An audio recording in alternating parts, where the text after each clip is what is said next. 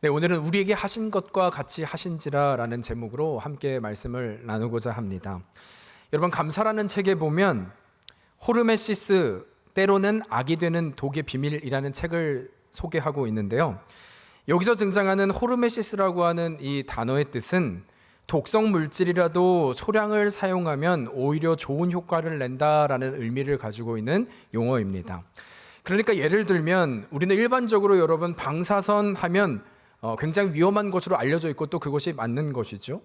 그래서 병원이나 아니면 또 치과 같은 데 가서 엑스레이를 찍을 때 보면 신체의 다른 곳은 노출하지 않기 위해서 어떤 두꺼운 것을 이렇게 올려놓고 차단하는 경우가 있지 않습니까? 그만큼 몸에 좋지 않고 해롭고 위험하다는 의미를 갖고 있는 것이죠. 그런데 그럼에도 또 한편으로 보면은요, 암에 걸리고 나면 우리 방사선 치료를 하잖아요. 그것도 한 번이 아니라 4회에서 5회 아니면 더 많은 경우를 하는 경우도 보게 된다는 것입니다. 그런데 이렇게 하는 이유가 무엇이냐? 이것이 바로 호르메시스 효과 때문이라는 거예요. 좀 쉬운 말씀, 우리가 잘 아는 예를 들면 대표적인 것이 독감 예방주사입니다. 그러니까 여러분, 실제로 독감 예방주사라고 하는 것이 우리 몸속에 이 독감균을 직접 집어넣는 것을 얘기하는 거잖아요. 그러나 그때 이 소량을 넣었을 때 오히려 독감을 예방하는 좋은 효과를 보게 되기 때문에 우리는 주사를 맞죠. 이것을 호르메시스 효과라고 부른다는 것입니다. 여러분, 그런데 또 한 가지 이것과 좀 유사한 개념이 있는데요. 바로 외상 후 성장이라는 용어입니다. 아마도 외상 후 스트레스, 외상 후 트라우마 이런 말들을 여러분 많이 들어보셨을 것 같은데, 외상 후 성장이라는 용어는 좀 생소하지 않으십니까? 실제로 이 스트레스 장애라고 하는, 외상 후 스트레스 장애라고 하는 것은 우리의 과거 경험했던 어떤 끔찍한 사건 때문에 오는 어떤 기억이죠. 그것이 또 심리적으로 미쳐서 불안해하고 두려움을 만들고, 심지어 그것 때문에 우리의 일상생활이 불가능한 상황, 어려워지는 것을 의미하는 것이 바로 이 외상 후 스트레스 장애의 표본인 것입니다. 그런데 이와는 다르게 외상 후 성장이라는 용어가 있다는 거예요. 그것은 어떤 것이냐면, 분명히 과거로부터 끔찍한 아픔과 상처를 받은 것까지는 동일한데, 오히려 이 상처를 극복해가는 과정에서 예전보다 더 단단해지고 담대해지는 현상을 의미하더라는 것입니다. 그러니까 인생의 아픔과 상처, 절망의 순간이 찾아오는데 오히려 이 과정을 통해서 성장하는 경우가 있음을 얘기하고 있다는 거예요. 여러분, 그런데 제가 이 말씀을 시작하면서 이 호르메시스라고 하는 어려운 단어, 이 효과를 말하고 있냐면, 오늘 저희가 살펴본 이 말씀 자체가 이 영적인 호르메시스, 이 효과를 실제적으로 보여주고 있기 때문인 것입니다. 분명히 독성이 들어오고 분명히 악해지는 것이 맞는데 오히려 영적인 외상 후 성장의 모습이 기록되고 있다는 것이죠. 충분히 상처가 될 수도 있고 아픔도 될 수도 있고 어려움이 될 수 있는 위기의 상황인 것은 너무나 분명한데, 오히려 영적인 호르메시스 효과가 증명되고 있는 그 구절이 등장하기 때문인 것입니다. 여러분, 그런 의미로 우리 좀 오늘 말씀을 보면은요, 지난 시간 그런 말씀 드렸어요. 기억하실지 모르겠지만 이 베드로와 이방인 백부장 고넬료가 만난 사건이 지난 시간까지의 내용이었잖아요. 그러면서 이런 말씀을 드렸습니다. 사도행전은 이 하나님의 큰 그림이 있다. 그리고 이 큰 그림은 이미 사도행전 1장 8절을 통해서 나와 있고, 이것에 대해서 하나님이 어떻게 역사하시는지를 우리는 보고 있는 것이 사도행전이라고 그랬죠. 그래서 1장 8절이 무엇이었습니까? 오직 성령이 임하시면 너희가 권능을 받고 예루살렘과 온 유대와 사마리아와 땅끝까지 이르러 내 증인이 되게 하시겠다고는 예수 그리스도가 승천하시면서 하신 그 약속, 그리고 우리는 실제로 사도행전 1장부터 보고 있을 때 현재까지만 해도 정말 이루어가는 것을 보게 되는 것이죠. 그리고 이때 가장 중요한 세 가지 사건을 사도행전에서 뽑으려 한다면, 첫 번째는 성령 강림, 이 마가의 다락방 사건이라고 했고, 두 번째는 이 이방인들과 열방을 향해서 하나님이 쓰실 사람 청년 사울에서 하나님의 사람 바울로 바꾸는 이 회심의 사건이 사도행전에서는 빼먹을 수 없는 중요한 사건이었던 것을 말씀드렸습니다. 그리고 마지막 세 번째 사건이 바로 지금 말씀드린 고넬료와의 만남이라고 그랬어요. 이제는 하나님이 이 땅끝까지 이르러를 이루기 위해서 반드시 통과돼야 될, 아니 그 시발점이 되고 있는 사건이 바로 이방인 백부장 고넬료를 만나고 그를 하나님께서 세례를 받게 하시고 구원케 하시는 그 사건, 이제는 이 모든 것이 정말 그래서 하나님의 말씀대로 이루어가는 것을 저희가 목격하고 있다는 것이죠. 여러분, 따라서 오늘 말씀도 보면은요, 실제로 성경을 보면 여러분, 성경은요 아무런 이유 없이 반복하지 않거든요. 무슨 시간이 많고 종이가 많아서 하는 것이 아니라 반드시 분명한 이유와 목적이 있을 때 그 단어나 내용을 반복합니다. 그 대표적인 것이 제가 조금 전에 첫 번째 사도행전에 기록한 중요한 사건, 두 번째 사건 바울 사도의 회심 얘기했잖아요. 사도행전 후에도 보면요, 2번 더 등장합니다. 3번이나 기록하고 똑같이 기록합니다. 강조하는 거예요. 중요한 의미가 있다는 거예요. 하나님이 주시고자 하는 메시지가 있다는 것입니다. 따라서 그런 의미에서도 보면요, 저희가 지금 1절부터 18절을 읽었지만 지금 이 베드로와 고넬료의 사건이 다시 베드로의 입으로 동일하게 재방송되고 있거든요. 무엇을 얘기하는 거예요? 그만큼 지금이 역사적인 순간이고 우리가 반드시 기억해야 되는 사건임을 말하고 있는 것이죠. 또 이를 통해 강조하고 있는 것은요, 이렇게 반복하는 이유는 조금 전 말씀드렸잖아요. 하나님의 꿈, 땅끝까지 이르러, 사마리아를 지나 땅끝까지 이르러 가는 이 시발점이 지난 시간 베드로라고 하는 한 개인에게 일어났던 것이라면, 이제는 하나님의 꿈은 이거 개인을 넘어 예루살렘 교회 온 교인, 온 성도를 통해서 베드로가 겪었던 것을 깨닫게 함으로 말미암아 하나님의 뜻을 이루고자 하는 그 시작점, 그것이 바로 오늘의 본문이기 때문이에요. 너무나 중요한 순간이고 너무나 우리가 잊을 수 없는 강조점을 성경은 또 한 번 기록하고 있다는 것입니다. 그것이 바로 지금의 상황이라는 거예요. 여러분, 그런데 지금 이런 배경 가운데에서 오늘 말씀을 저희가 좀 보면은요, 말씀드린 대로 이렇게 영광스러운 순간, 너무나 중요한 순간임에도 불구하고 오늘 말씀의 시작을 보면 이런 영광과는 어울리지 않는 사뭇 다른 단어가 기록되어 있는데요. 아니, 전혀 어울리지 않는 사실은 단어죠. 1절과 2절을 한번 볼까요? 제가 1절을 읽겠습니다. 유대에 있는 사도들과 형제들이 이방인들도 하나님의 말씀을 받았다 함을 들었더니, 2절 같이 한번 읽을까요? 시작. 베드로가 예루살렘에 올라갔을 때에 할례자들이 비난하여. 여러분, 한 단어가 눈에 띄죠. 제가 힌트를 드렸는데 지금 이런 영광스러운 순간, 하나님의 놀라운 역사와 어울리지 않는 한 단어가 보이십니까? 뭘까요? 야, 아멘. 예, 역시 여러분은 베들교회 성도는 똑똑합니다. 네, 비난이라고 하는 바로 그 단어를 등장하고 있는 거예요. 여러분, 어쩌면 한번 생각해 보세요. 지금 베드로요, 지난 고넬료와의 만남을 뒤로하고 이제는 이 예루살렘 교회로 오고 있는 길이잖아요. 어떤 마음으로 오고 있었을까요? 마치 우리도 단기 선교를 갔다 오면 하나님이 하신 역사와 그 일들을 마음에 가득 담고 기대와 부푼 마음, 감격을 가지고 돌아오지 않겠습니까? 그렇다면 이 베드로, 이제는 하나님의 그 역사와 상상하지 못했던 순종의 그 역사를 보게 되었을 때 어떤 감격을 가지고 왔겠냐는 거예요. 우리는 한 번 정도 상상할 수 있지 않겠습니까? 그런데 문제는 무엇이냐면 그가 그런 마음으로 돌아왔는데 불구하고 지금 그가 처음 맞이하는 장면이 비난이었다는 거예요. 게다가 여러분 한번 생각해 보세요. 이 베드로 입장에서 이것이 너무나 억울한 것은 지난 시간 다 보았던 것처럼 시작부터 끝까지 베드로가 결정을 산 건 하나도 없었어요. 어느 날 지붕에서 좀 졸면서 기도하고 있었는데 하나님의 사자가 나타나더니 환상을 보여주시더니 이 부정한 짐승을 먹으라는 거죠. 저는 먹을 수 없다고 했더니 하나님께서 내가 그것을 괜찮다고 하는데 네가 왜 부정하다 하느냐, 먹으라 얘기하셔서, 예, 그 환상이 있은 후에 이제는 고넬료를 따라가라 하셨고, 그것도 순종해서 갔더니 성령이 그 가정 가운데 임하였고 하나님이 이것을 통하여 세례를 주라 해서 세례를 줬을 뿐입니다. 하나님이 처음부터까지 다 하라는 대로 완전한 순종과 뜻을 통해서 다 한 것, 이것이 다였다는 거예요. 그런데 그로 인해 결과가 돌아왔는데 오늘은 비난의 모습에 있었다는 것이죠. 아니면 여러분, 이 상황이 더욱더 절망적인 것은 이 비난을 타고 있는 대상이에요. 여러분, 외부에서 비난을 하고 핍박을 하고 했다면요, 무시해도 돼요. 근데 이 비난의 대상이 누구였다는 거예요? 이제까지 교회가 핍박을 받고 아무리 어려웠다 할지라도 우리가 서로 형제 자매였기 때문에, 여러분, 혼자는 너무 힘들지만 같이 갈 수 있는 동역자가 있으면 견딜만 하잖아요. 그 동역의 마음으로 나아갈 수 있었는데 지금은 내가 지금 주의 뜻을 순종하며 갔다 왔을 뿐인데도 그토록 사랑하고 신뢰했던 형제들이, 그 자매들이 모두 돌변해서 자신을 비난하고 있는 상황인 것입니다.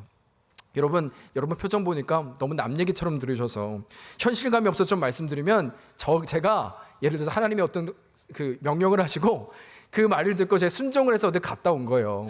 그래서 너무 감격 가운데 딱 갔다 왔더니 여러분이 다 저를 비난하고 있는 겁니다. 예, 여러분 표정 보니까, 예, 목사님 저를 어떻게 보시고 제가 무슨 그런 사람으로 보이세요? 그런데 그냥 그렇다고요. 상상을 해보자고요.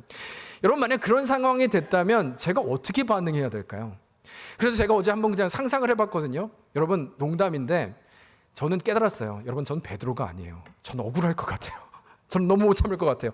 그래서 여러분, 절 비난하지 마세요. 네, 저는 안 됩니다. 네, 농담인데요. 여러분, 그러나 이 말할 수 없는 억울함, 우리가 좀 상상할 수 있지 않겠습니까? 비난은 아프잖아요. 마치 이 비난은 그 안에 독성이 있어서 그 마음에 깊은 상처를 가져다 주지 않습니까? 따라서 그런 그의 마음 우리는 충분히 이해할 수 있다는 것이죠. 여러분, 그런데요, 오늘 이런 부정적인 상황에서 우리가 좀 결론을 보고 시작했으면 좋겠어요. 부정이 아니라 끝을 보고, 우리 야구도 9회 말 경기 끝을, 우리 월드컵도 재방송 보면 마음 편하잖아요. 오늘도 우리가 결론을 좀 보고 우리가 같이 말씀을 나눴으면 좋겠는데요. 18절입니다. 어떤 은혜를 주셨는지 한번 볼까요? 시작. 그들이 이 말을 듣고 잠잠하여 하나님께 영광을 돌려 이르되 그러면 하나님께서 이방인에게도 생명 얻는 회개를 주셨더라 하니라. 여러분, 이 구절이 지금 결론이잖아요. 완전한 반전을 말하는데, 그러니까 단지 베드로와 이 성도들의 오해가 풀렸다 이 정도가 아니라, 이 원래대로라면 교회는 이 영적인 외상 후 스트레스를 경험해야 되거든요. 트라우마를 경험해야 되는 것이거든요. 이 상황이 지금 바로 그것이지 않습니까? 그런데 놀라운 것은 결론은 우리의 예상을 완전히 뒤엎고 이 모든 이들이 하나님께 영광을 돌리고 있을 뿐만 아니라 정말 이제는 이 사도행전 1장 8절에 말한 땅끝까지 이르러 라고 말하는 이 순간에 모든 성도들이 동참하게 되는 그 역사 현장을 보게 되었다는 거예요. 하나님 앞에 이제는 주저하지 않고 우리가 이것이 맞도다 인정하고 있는 그 시작점이 되었다는 것입니다. 관계가 깨어지고 교회가 어려워지는 그 장애가 아니라 오히려 외상 후 성장의 모습을 보게 하는 것, 한 걸음 더 앞으로 나가게 된 사건이 바로 오늘의 배경이라는 것이죠. 여러분, 그런 의미로요, 이제는 우리가 좀 구체적으로 이 결론을 보면서 말씀을 다시 우리가 좀 짚어갈 텐데요. 그런 의미에 우리 안에 좀 바라기는, 여러분, 우리 안에 이런 영적인 외상 후 스트레스 있을 수 있습니다. 이민자 교회를 보니까 수도 없이 그래서 많은 어려움도 있을 수 있어요. 트라우마도 있을 수 있습니다. 여러분, 그러나 오늘 이 말씀이 우리에게 주시는 이 의미가 있다면 한번 우리가 하나님의 관점으로 봤으면 좋겠어요.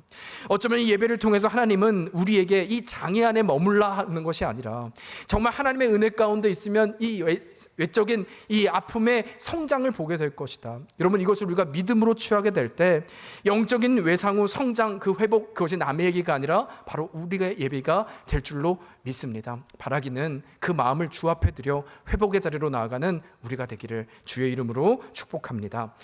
여러분, 그렇다면 이제 결론을 봤으니까요, 좀 말씀을 나눌게요. 이 상황 가운데 우리가 나눌 때 첫 번째는요, 그러하기에 좀 이런 질문을 할 수 있어요. 이런 질문으로 시작할 수 있습니다.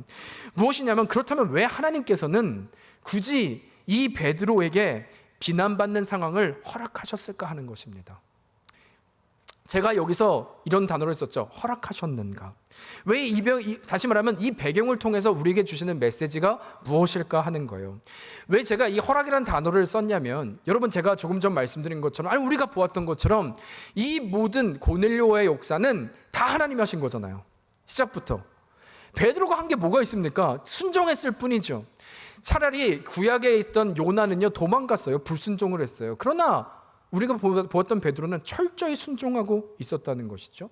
환상도 주셨고 또 순종도 했고, 그래서 세례를 주었고, 다 하나님이 모든 것을 이루셨다는 것입니다. 그렇다면 여러분, 이 비난이라고 하는 이 상황, 하나님 앞에 이런 작은 것은 1도 아니잖아요. 문제없이 하실 수 있는 주님이시지 않습니까? 그런데 왜 하나님께 순종해서 돌아온 결과가 이것이었을까? 도대체 그렇다면 하나님은 왜 이 일을 베드로와 성도들에게 허락하신 것인가? 이런 질문을 우리가 할 수 있다는 것이죠. 여러분, 그런데 여기서요, 우리가 좀 2, 3절을 볼 필요가 있는데 2, 3절 먼저 좀 읽어볼까요? 제가 읽겠습니다. 시작. 제가 읽을게요. 혼자 시작할게요. 베드로가 예루살렘에 올라갔을 때에 할례자들이 비난하여 이르되 내가 무할례 자의 집에 들어가 함께 먹었다 하니. 여러분, 지금 이 2, 3절은요 성도들이에요. 그래서 이 성도들을 지금 그리스도인이 된 성도들을 말하고 있는데, 그럼에도 불구하고 2, 3절에 보면 이들을 그리스도인, 성도라고 표현하지 않고 다른 대명사를 쓰고 있거든요. 그게 뭐냐면 바로 할례자들이라고 하는 표현을 쓰고 있습니다. 그러니까 말씀드린 대로 이들은 세상이 말하는 바리새인이 아니고요, 지금 하나님을 믿게 된 그리스도인 유대인들을 배경으로 하고 있다는 거예요. 그렇다면 여러분, 왜 하나님께서는 이 말씀에 그 성도라고 표현을 하지 않고 그 할례자라고, 이들은 여전히 주님을 믿었지만 그럼에도 할례를 받아야 된다라고 말하고 있는 사람들이거든요. 그렇다면 왜 그들을 굳이 대명사를 쓰면서 이 장소에 표현하고 있냐는 거예요. 하나님의 의도는 무엇일까 하는 것입니다. 여러분, 그런데 저는 이 말씀을 보면서 이것은 마치 이런 것 같더라고요. 여러분, 이 컵에, 아니 투명한 컵을 좀 상상하시면 투명한 컵에 물을 넣고 모래를 넣잖아요. 그런데 시간이 그러고 나서 한참 흐르면 그 컵을 보면 어때요? 이 물이 어떻게 보일까요? 깨끗해 보이죠. 깨끗해 보이죠. 오랜 시간이 있으면. 모래가 있는지 잘 모릅니다. 정말 물이 깨끗한 것 같아요. 근데 그 컵에 막대를 넣고 휘저으면 어떻게 돼요? 그때 그 물이 어떤 상태인지 실체가 드러나게 되잖아요. 아, 모래가 있고 지저분하구나. 저는 마치 지금 이 상황이 그렇다는 것입니다. 어쩌면 이 예루살렘의 교회, 성령이 충만함으로 은혜를 받고 여전히 핍박 가운데도 믿음으로 잘 견디고 있었어요. 괜찮은 줄 알았다는 것이죠. 겉으로는 모래가 있었지만 물처럼 깨끗한 우리들 괜찮다 여겼을 것입니다. 그런데 하나님께서는 이 예루살렘 교회에 막대를 꽂고 휘젓고 계신 거예요. 이제 이들로 하여금 전에는 보지 못했던 무언가를 보게 하시고자 하는 목적인데, 그것이 바로 이 할례자라고 하는 대명사를 통해서 우리에게 보여지고 있다는 것입니다. 여러분, 그렇다면 이것이 무슨 의미인가? 여러분, 3절을 보면은요, 제가 다시 1번 읽을게요. 이들이 비난하는 목적과 이유입니다. 이르되 내가 무할례자의 집에 들어가 함께 먹은 것이 이들이 비난하고 있는 목적이었다는 거예요. 여러분, 그런데 이 질문이 굉장히 아이러니한 것은 사실 이들의 비난의 핵심은요, 만일 정말 베드로를 정당하게 비난하려고 한다면 지금 이 같이 식사한 것이 아니라 어떻게 저 이방인들에게 너가 세례를 줄 수 있냐, 이것이 더 급한 화제가 되셔야 돼요. 어떻게 너는 저 이방인들에게 가서 그리스도인이 되게 할 수 있느냐, 어떻게 너가 그 일을 영적으로 할 수 있느냐라고 하는 것이 더 따지고 더 본질적인 질문이 되었어야 된다는 것이죠. 그런데 그들은 지금 비난하고 있는 이유는 이런 영적인 질문을 하는 것이 아니라 어떻게 같이 식사를 할 수 있냐고 묻는 거예요. 여러분, 여기서 이 말은 사실은 이들의 전통을 말하고 있는 것입니다. 이들의 하나님의 본질보다 우리의 전통을 따졌을 때 어떻게 이룰 수 있냐를 질문하고 있는 거예요. 그러니까 이런 말이죠. 이들의 이 질문은 하나님의 중심으로 묻는 것이 아니라 우리의 체면을 얘기하고 있는 거예요. 너가 그들과 밥을 같이 먹으면 우리 입장이 어떻게 돼? 세상이 우리를 어떻게 보겠어? 내 체면, 어떻게 그들 가운데 그런 우리는 상종하지도 않는 그들에게 우리가 어떻게 보이겠어? 우리 입장이 어떻게 되겠어? 이런 얘기를 하고 있는 것입니다. 여러분, 이는 마치 실제로 가끔 이 이란이라고 하는 나라, 또 그의 중동 국가들을 보면 우리가 아는 것처럼 가끔 뉴스를 보면요, 중동 국가 여인들은 이렇게 히잡을 쓰고 다녀야 되잖아요. 가끔 되게 충격적인 뉴스가 보일 때가 있습니다. 그럼에도 불구하고 한 여인이 이제는 좀 자유하고 싶어서 히잡을 벗고 돌아다니는 그런 일이 있었는데, 그럴 때 안타깝게도 의문사되는 뉴스 기사를 볼 때가 있잖아요. 그런 여인이 죽었다. 근데 이것이 뉴스가 되는 것은 알고 보니까 그 여인을 살해한 대상이 누구냐면 친오빠예요. 친오빠. 네. 상상이 안 되는 얘기죠. 근데 그렇기 때문에 이게 기사화되는 것입니다. 근데 나중에 알고 보니까 왜 이런 일이 일어난 것인가? 그 나라의 문화에서는요, 종교적인 이유라면 이런 살인을 저질러도 처벌을 받지 않는 거예요. 종교적인 이유로 여인이 만약에 이 히잡을 벗었다고 한다면, 그것은 그래서 죽였다고 한다면 괜찮다는 것입니다. 그런데 알고 보면 더욱 충격적인 것은, 그래서 친오빠가 이 동생을 죽인 이유는 종교적인 이유였는가? 그게 아니라는 거예요. 정말 큰 문제는, 그 이유는 이 종교적인 것은 핑계에 불구하고요, 여동생이 히잡을 벗어서 우리 집안의 명예를 실추했다는 것이 가장 큰 이유였다는 것입니다. 우리 집안의 체면을 깎았다는 것이죠. 그것을 지금 참을 수 없다는 것입니다. 마치 지금 상황은 동일한 거예요. 이들에게 여전히 중요한 것은 유대인으로서의 체면, 우월감, 그 교만, 여전히 그것이 자리 잡고 있는 결과 하나님을 향한 거룩의 목적이 아니라 내 주장을 하기 위해서 신앙을 수단으로 삼고 있는 그 모습을 보여주고 있는 것입니다. 이 하나님은요, 휘젓는 거예요. 이 부분을 다루시기 위해서, 스스로를 보게 하시기 위해서. 여러분, 그래서 우리가 잘 아는 고린도서 10장을 보면 너희가 선 줄 알거든 넘어질까 조심하라 라고 하시잖아요. 바로 그 상황에 교훈을 주고 있는 것이죠. 여러분, 따라서 그렇다면 이런 의미로 우리에게 주시는 메시지는 무엇인지 우리가 좀 볼 때 한 가지를 기억해야죠. 여러분, 이것은 단지 예루살렘 교회에 일어나는 사건이 아니라 우리에게도 일어날 수 있다. 우리의 신앙에 대한 이야기다를 우리는 봐야 하는 것입니다. 여러분, 그래서 실제로요, 지금 이 상황이 교회라고 하는 배경으로 이루어지고 있다면 우리도 한번 교회 안에서 보죠. 우리도 누군가를 비난하고자 할 때 보니까 많은 경우 입으로는 거룩이라는 단어를 사용해요. 그래서 이럴 때 얘기할 수 있잖아요. 어떻게 교회에서 그럴 수 있냐고. 어떻게 교회에서 그러한 것은 말이 되지 않는다고. 교회는 그러면 안 되지, 이렇게 얘기하고 있는 거예요. 그런데 문제는 이때에도 속을 진지하게 또 정직하게 보면 정말 이 단어를 사용하는 이유가 정말 내가 믿는 교회란 그리스도의 피값으로 산 교회이기 때문에, 그렇게 함으로 주의 이름이 망령되어 일거듭을 받기 때문에 하는 이야기인가 한다면 그러지 않을 때가 더 많은 것이죠. 그 교회로서 어떻게 그럴 수 있어, 교인으로서 어떻게 그럴 수 있어 말하는 그 진정한 이유가 하나님의 이유가 아니라 사실은 내 자존심이 상한 이유고, 내 체면을 구긴 것이고, 내가 그로 인해서 훨씬 더 정당함을 증명하고 누르기 위한 목적일 때 우리는 그런 말들을 수단으로 삼게 된다는 것입니다. 여러분, 그러나 이때 우리는 기억해야 돼요. 여러분, 교회는요 결코 예수님의 이름을 수단으로 삼을 수는 없는 것입니다. 교회는 결코 그래서는 안 돼요. 우리 주님의 이름은 결코 내가 비난하고자 하는 목적을 위해서 사용할 수 있는 수단이 되어서는 안 된다는 것입니다. 여러분, 교회는 그런 곳이 아니라는 거예요. 여러분, 그런데 은혜는 무엇이냐면 지금 이 교회를 보니까요, 하나님이 이 상황을 이들도 몰랐는데 막대로 휘저으셔서 자신도 몰랐던 모습을 보게 하셨다는 거예요. 나는 괜찮은 줄 알았는데 여전히 변하지 않은 이전, 주님을 믿기, 그리스도인이 되기 이전에 유대인의 교만했던 모습, 우월감이 있었던 모습, 체면의 모습이 여전히 내 안에 남아있음을 하나님이 보게 하셨다는 것입니다. 여러분, 그런 의미로 저도 좀 기도하게 되었어요. 오늘의 교훈은 그래서 비난하지 말자, 여러분 세상적으로 도덕적으로 그런 말을 하는 것이 아니라, 여러분, 우리는 죄인이잖아요. 여러분, 죄인이라는 것은 죄인이기 때문에 우리는 죄를 질 수밖에 없는 거예요. 그냥 죄인이니까 죄를 짓는 건 어쩔 수 없어요. 그럼에도 우리의 힘으로는 그럴 수밖에 없지만 우리 안에 성령님이 계시잖아요. 믿으십니까? 네, 성령님이 우리의 주인이시잖아요. 그렇다면 성령님이 계시기에 우리가 세상과 다른 것은, 그러하여 우리가 비난하고 싶을 때 이때는 하나님이 우리를 막대로 휘젓는 순간이구나를 깨달으면 되는 거예요. 아, 은혜의 순간이구나. 하나님은 여러분과 저에게 다른 인생을 기대하고 계신다는 것입니다. 그래서 기도할 때 하나님, 내가 그것이 있다면 우리로 깨닫게 하여 주시옵소서. 이것을 기도하게 되더라고요. 여러분, 따라서 그런 의미로 이 시간도 좀 우리가 바라기는, 여러분, 우리 입에서 나오는 이 단어들을 한번 잠시 떠올려 보세요.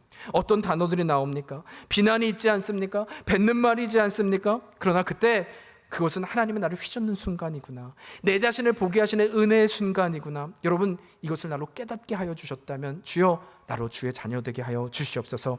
그 말씀하시는 곳으로 한 걸음 더 나아가는 실제적인 여러분과 제가 주의 자녀로 나아가는 은혜가 있기를 주의 이름으로 축복합니다. 그것이 교회라는 거예요. 여러분, 그런가 하면 두 번째는 이 비난 앞에 서 있는 이번에는 베드로를 좀 저희가 보자는 거죠.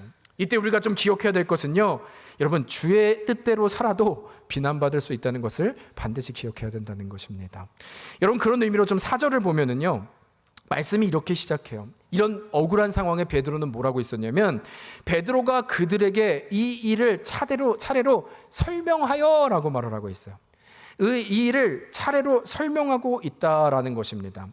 여러분, 놀라운 것은 말씀드린 대로 지금 이런 억울한 상황, 또 이 당황스러운 상황, 비난을 당하고 있는 베드로를 보면 그의 모습에 전혀 흥분하고 있거나 그들을 향해서 나무라거나 아니면 동일하게 비난하고 변론하는 모습이 아니라, 또한 여러분, 그 당시에 베드로의 위치라면요, 교회에서 권위로 눌러도 됩니다. 이 교회, 하나님께서 세우신 베드로에게 그 사도라고 하는 권위를 주셨기 때문에 여러분, 그의 권위를 눌러도 그 당시 아무 말도 못하는 거였어요. 그런데 그는 지금 뭐라고 있어요? 전혀 그런 모습이 보이지 않고 설명하고 있다. 여러분, 이것이 어떻게 가능했을까요?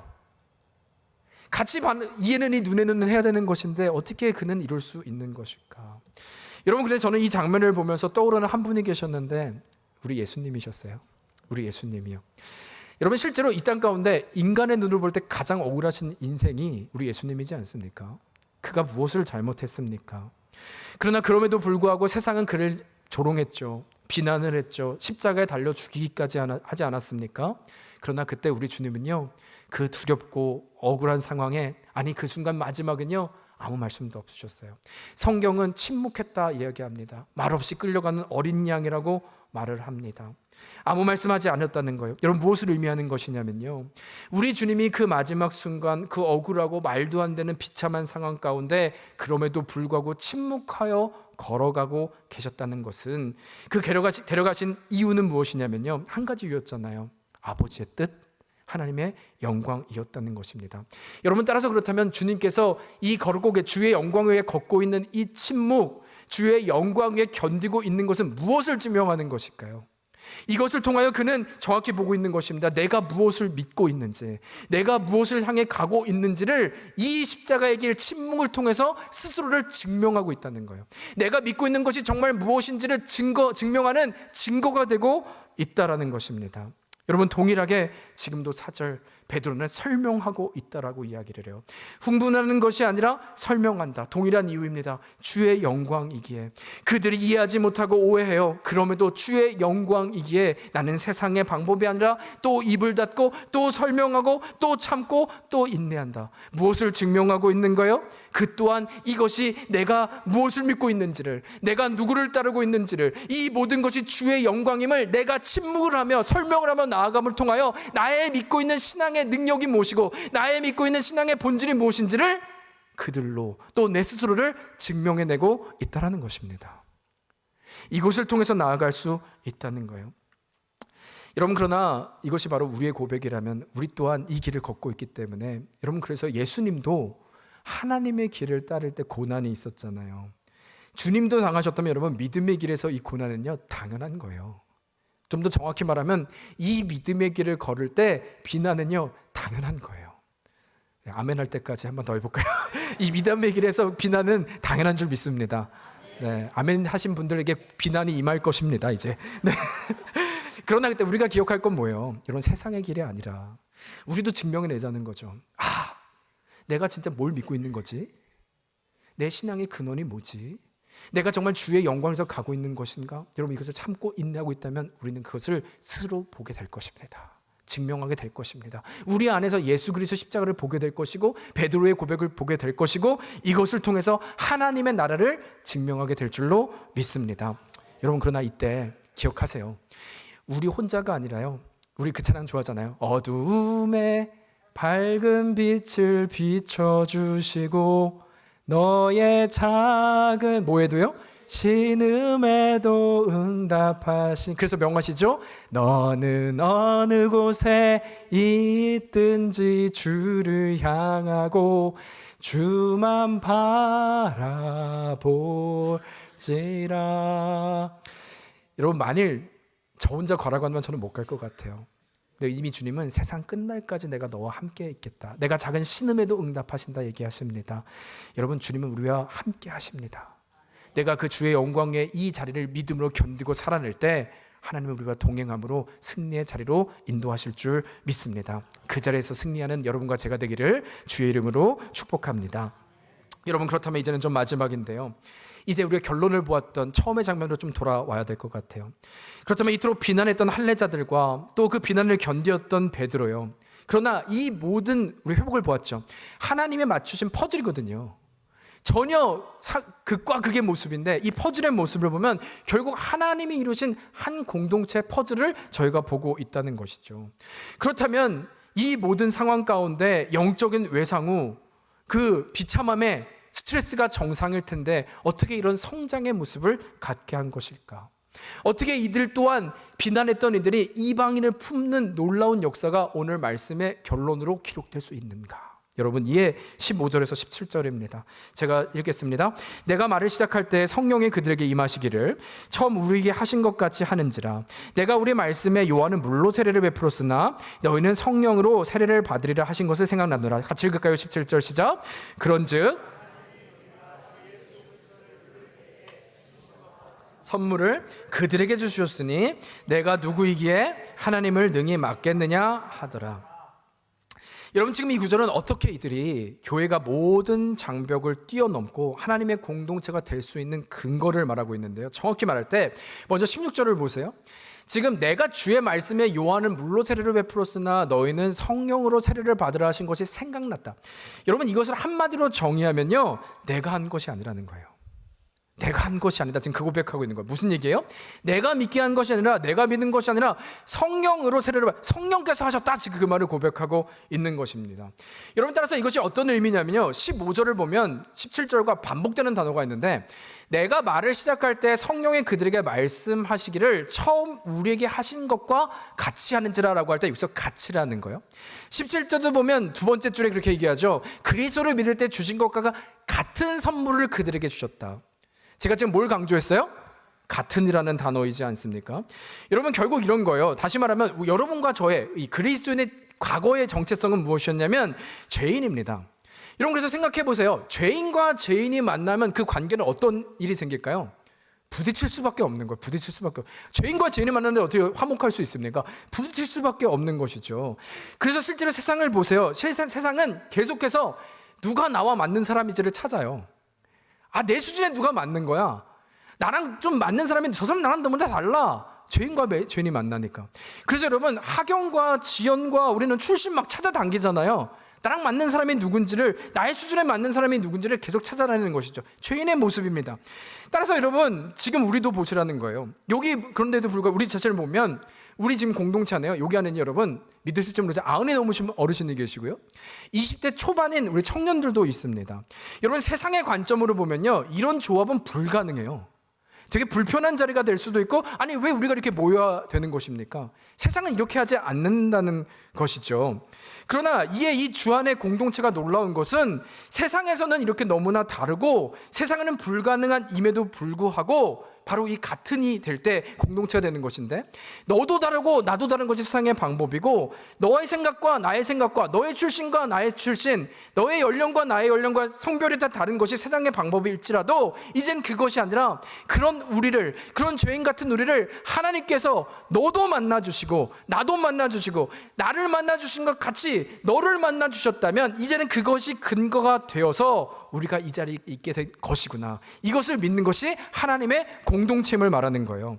여러분, 그래서 하나님의 공동체는 건요, 이 교회라는 것은 단지 모임을 말하는 것이 아니라 교회만이 세상을 뛰어넘는 유일한 공동체가 될 수 있는 것입니다.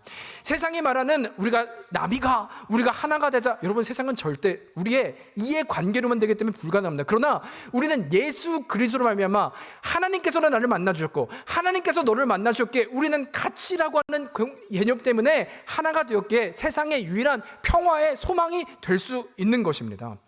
여러분, 그래서 실제로 그 고백 때문에 18절 우리 아까 결론이었잖아요. 한 번만 다시 볼까요? 이 결론에 이를 수 있는 거예요. 같이 읽겠습니다. 시작. 그들이 이 말을 듣고 잠잠하여 하나님께 영광을 돌려 이르되, 그러면 하나님께서 이방인에게도 생명 얻는 회개를 주셨도다. 여러분, 놀라운 것은 제가 이 모습을 보면서 아멘 그랬는데, 이해도 안 맞고 생각도 다르고 전혀 다른 이들의, 베드로와 이 성도들의 모습이었는데요, 이 말을 듣고 너도 하나님의 은혜로 구원받았잖아, 근데 그들도 우리와 같이 성령님이 만나게 해주셨어, 그 얘기를 했더니 그들이 이 말을 듣고 하나님께 영광을 돌면서 하는 고백이 뭐예요? 그 다음에 뭐라는 거예요? 이르되 뭐래요? 그러면. 여러분, 기준이 나에게 있어요? 하나님께 있어요? 하나님이요. 하나님이 그렇게 하셨다면, 하나님이 나에게 하신 것까지 그들에게도 하셨다면, 나는 지금 이해가 되지 않아도, 나로서는 설득되지 않아도, 그럼에도 성령님이 그렇게 임하여 주셨다면, 그러면 하나님은 이루신 거야. 지금 이것을 고백하는 거예요. 이때 하나님의 공동체가 회복되는 것입니다. 이때 하나님이 말씀하신 사도행전 1장 8절의 9절이 이제부터 땅끝까지 이르는 놀라운 역사가 일어나기 시작하고 하나가 되는 근거가 되었다는 것입니다. 여러분, 따라서 이 신앙의 고백이 바로 공동체라면 우리는 한 가지를 기억해야 되는데요, 여러분, 우리가 이 자리에 모여있는 공동체는요, 하나님의 귀한 공동체가 되기 위해서 여러분과 저는 기도로 노력을 해야 돼요. 다시 말하면 우리가 열심히 주님과 세상과 구별되는 공동체가 되기 위해 그 자리에 우리는 나가야 한다는 것입니다. 왜냐하면 우리의 공동체는요, 지금 이 신앙의 공백을 증명하는 유일한 길이기 때문이에요. 세상이 말하는, 세상과 너희가 무엇이 달라 말할 때 우리는 달라. 우리에게 준 은혜를 저들도 받았기에 우리는 하나가 되었어. 여러분, 그러면 우리는 하나이기 때문에 세상과는 구별되는 이것을 우리가 증명해내야 된다고요. 세상에 도전을 줘야 된다고요. 그래서 그런 일부러 여러분, 우리가 형제자매 지금 모여 있지만 여러분, 이 공통점도 없는데 왜 여러분 같이 계세요? 지금 옆에 계신 분들 팬데믹이 지나고 나니까 옆에 앉는 게 처음에 되게 불편했잖아요. 근데 여러분 지금 다 붙어 계시잖아요. 인사도 안 하고 있지만. 근데 왜 앉아 계세요? 아무 공통점도 없는데. 세상에서 붙어 있으려면 그렇게 했는데 왜 앉아 계세요? 한 가지 이유라는 것이죠. 불편할지라도 나에게 주신 은혜가 형제 자매에게 있기 때문에, 우리가 남이가가 아니라 하나님이 주신. 여러분, 그래서요, 품는다고 하는 것은요 원래 불편한 거예요. 불편한 거예요. 그럼에도 우리가 하나님이 주신 미션이 있고 이 공동체가 귀하고 그냥 우리가 사랑이라고 하는 그것 때문이 아니라 세상과 구별된 공동체를 나로 인해서 증명해내야 되기 때문에 우리는 이 공동체의 마음을 다하고 뜻을 다하고 주의 영광을 위해 나아가야 하는 줄 믿습니다. 네. 그런 의미로 한번 좌우 계신 분들하고 인사할까요? 주가 하셨습니다. 한번 인사할까요? 주가 하셨습니다. 네. 여러분, 이것을 믿을 때 우리는 하나가 돼요. 이것을 믿을 때 하나가 됩니다. 내가 아니라 주님께서 하셨습니다. 네. 여러분도 저를 만나게 하시고 주가 하셨기 때문에 우리는 하나가 될 수 있습니다. 바라기는 우리의 공동체, 하나님이 세우신 줄 믿기에 하나님을 소망하고 하나님이 하나가 되시는 이것을 증명하는 여러분과 제가 되기를 주의 이름으로 축복합니다. 여러분, 그런 의미로 말씀을 마치면서 좀 우리가 두 가지를 기억했으면 좋겠어요. 먼저는요, 우리 공동체 안에 주시는 말씀이고요, 하나는 세상에 주는 좀 도전인데요. 먼저 이 공동체에 우리가 좀 기억할 것은, 여러분, 하나님이 세우신 공동체 우리가 아멘하고 이렇게 인사를 했다면 우리 안에 죄인이기 때문에 우리가 비난하는 일들이 있잖아요. 또 그것을 듣게 되는 일들이 있잖아요. 여러분, 이때 우리의 방법은 어떻게 믿음 있는데 그럴 수 있어, 또 우리도 정지하는 게 아니라 좀 기다려주는 거예요. 여러분, 지금 베드로가 말을 했지만 못 알아들었잖아요. 설명하고 또 설명했잖아요. 못 알아들어요. 한 변에 안 변해요.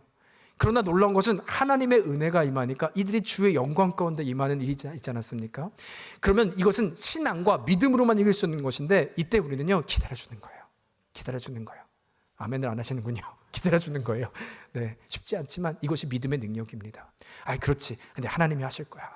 하나님이 하실 거야. 기도와 마음으로 나아가는 것입니다. 그때 저 이방인들에게도 함께 구원을 얻는 능력을 더하여 주신다는 것입니다. 그리고 또 한 가지는요, 여러분, 세상을 향한 메시지인데요.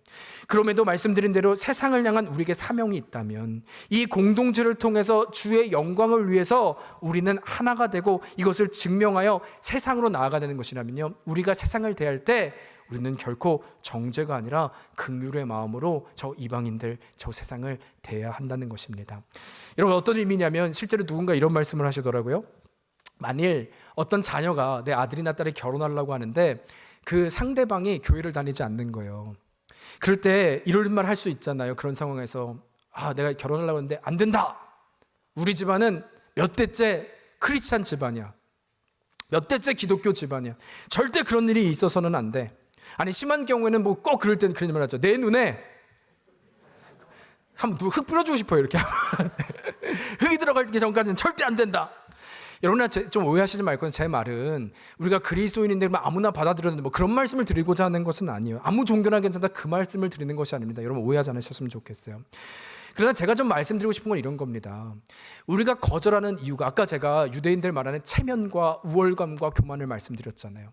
우리가 정말 거절하는 이유가 정말 주의 영광을 위해서 거절하는 것인가, 아니면 나의 집안의 체면, 우리가 지금 몇 대째 그래도 크리스찬을 지켜왔는데 우리 집안에 명예가 있지, 체면은 있지, 네가 그것을 꺾겠는가? 그래서 무조건 교회 다니라 그래. 여러분, 만약 이런 일이 있다면요, 그래서 억지로 그 상대방이, 배우자가 교회에 나올 수는 있죠. 여러분, 그러나 하나님을 믿는, 이런 경우에 하나님을 믿는 것은요, 이 땅 가운데 가장 고귀한 일이잖아요. 가장 귀한 일이잖아요. 그런데 그렇게 해서라도 교회에 나오게 되면 물론 하나님의 은혜를 주시겠지만 우리 가운데 안타까운 것은 잘못하면 이 고귀한 일이 단지 교회를 나와야 되는 수단 정도로 머물 수 있다는 것을 저희는 기억해야 돼요. 여러분, 그 사람이 어떤 마음으로 교회로 오겠습니까? 하나님에 대한 이미지가 어떻겠습니까? 하나님을 오해하지 않겠어요? 하나님 이렇게 강압적인 분이신가? 여러분, 그 안에 분노가 생기지 않겠습니까? 여러분, 그러나 우리가 정말 그 영혼을 하나님의 영광과 사랑하는 마음이라면 정죄가 아니라 하나님이 우리에게 주신 마음으로, 아니 나와 같이, 여러분 우리도 그랬잖아요. 그런데 우리도 용납됐잖아요. 그 은혜를 기억한다면 우리는 긍휼의 마음으로 그들을 대하는 것이죠.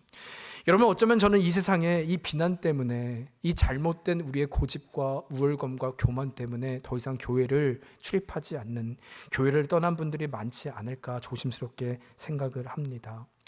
여러분, 정말 주의 마음, 그리스도의 마음을 갖는다는 것은 말씀드린 대로 낯설고 불편하다는 의미예요. 다르기 때문이죠. 그러나 그때 우리만의 리그가 아니라 그 세상을 향해서 주가 나에게 하신 은혜를 알기에 그 은혜를 세상 앞에 흘려보내는 우리 통로. 그래서 세상이 저들은 도대체 무엇이건데 이렇게 다른데도 불구하고 하나가 되어갈까?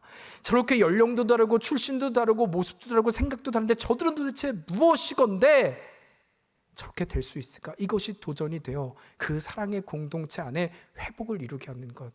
여러분, 에베소서에 하나님이 예수 그리스도가 하나 되게 하신 그 뜻을 위하라고 분명히 말하고 있습니다.